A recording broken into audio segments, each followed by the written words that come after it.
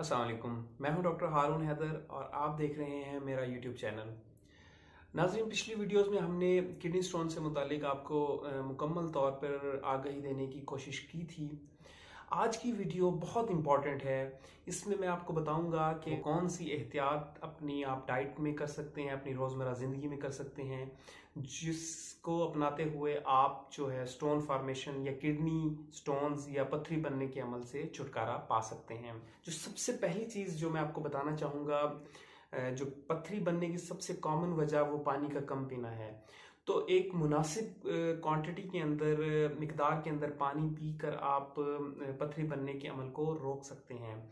तो अब क्वेश्चन ये आता है कि कितना पानी पीना चाहिए। तो मर्द हजरात को चाहिए कि वो एक दिन के 24 घंटे के अंदर कम से कम 3 से 3.5 लीटर तक पानी पिएं, या फिर वो इतना पानी पिए कि उनको जो टोटल 24 आवर के अंदर या 24 घंटे के अंदर उनका जो यूरिन है एटलीस्ट 2 to 2.5 लीटर तक हो, तो वो क्लियर हो।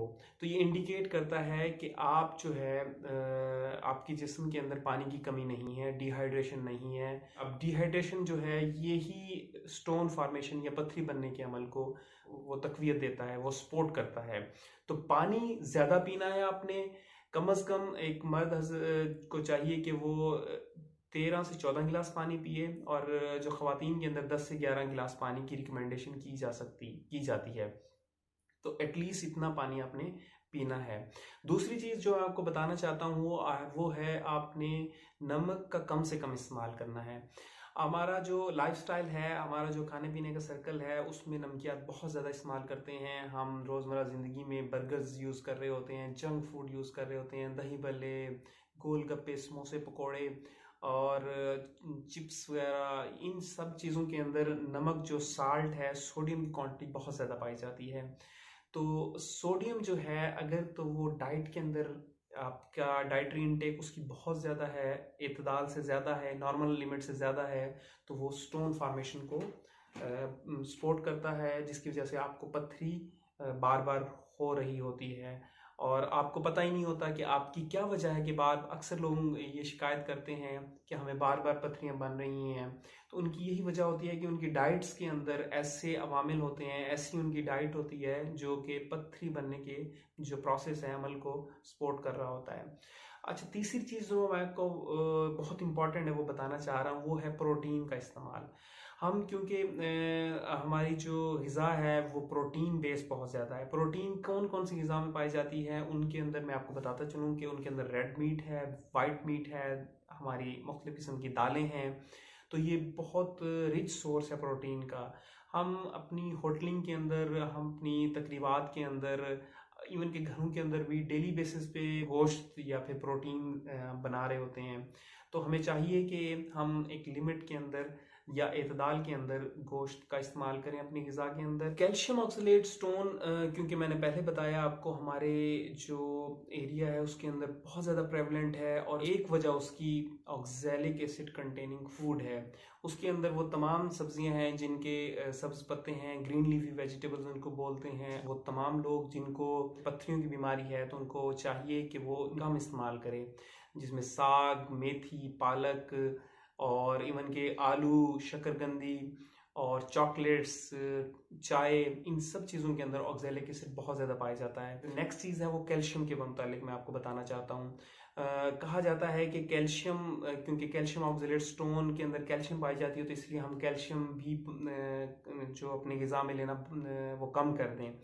लेकिन मैं आपको बताता चलूँ कि जो स्टडीज़ हैं वो बताती हैं कि कैल्शियम का मुनासिब मिकदार में ग़िज़ा के अंदर शामिल होना बहुत ज़रूरी है, और ये स्टोन फॉर्मेशन को प्रिवेंट करती है।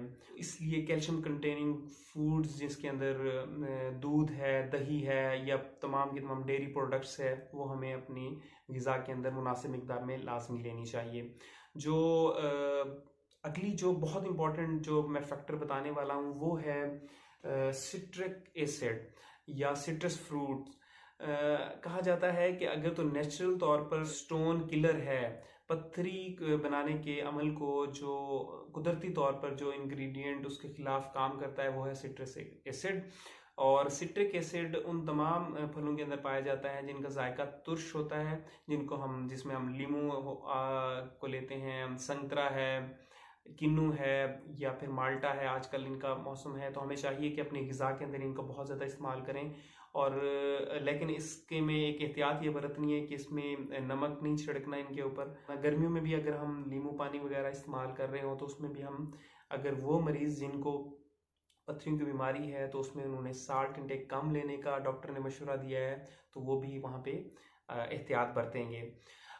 नेक्स्ट जो कुछ सिंपल चीज़ें हैं कि वो ये हैं कि आपने जो कार्बोनेटेड ड्रिंक्स हैं उनका लिमिटेड यूज़ करना है, चाय का लिमिटेड यूज़ करना है अपनी, और डेली रेगुलर एक्सरसाइज करनी है ताकि, और ख़ास तौर पे वो लोग जो कि ओबीज़ हैं, जो कि मोटापे का शिकार हैं, उनको चाहिए कि अपने मोटापे को कम करें। देखा यही गया है कि जो ओबेसिटी है वो भी पथरी फॉर्मेशन का एक सोर्स होती है। मोटे लोगों के अंदर पथरी बनने के चांसेस बहुत ज़्यादा होते हैं। तो ये सिंपल मेजर्स हैं, अगर इनको हम स्ट्रिक्टली फॉलो करें तो हम पथरी बनने के प्रोसेस को रोक सकते हैं और पथरियों की बीमारी से अपने आप को निजात दिला सकते हैं। अगर आपको ये वीडियो इंफॉर्मेटिव लगी है तो आप इसको शेयर करें ताकि वो तमाम लोग जो कि बार बार पथरी के मर्ज़ में मुब्तला हो रहे हैं वो तदाबीर पे अमल करें और अपने आप को पथरियों से बचाएं। और अगर तो आपको मेरी तमाम की तमाम वीडियोस पसंद आ रही हैं तो आप मेरे चैनल को सब्सक्राइब करें और बेल बटन प्रेस कर दें ताकि हर आने वाली वीडियो आप तक पहुंच सके। तो थैंक यू सो मच अब तक के लिए।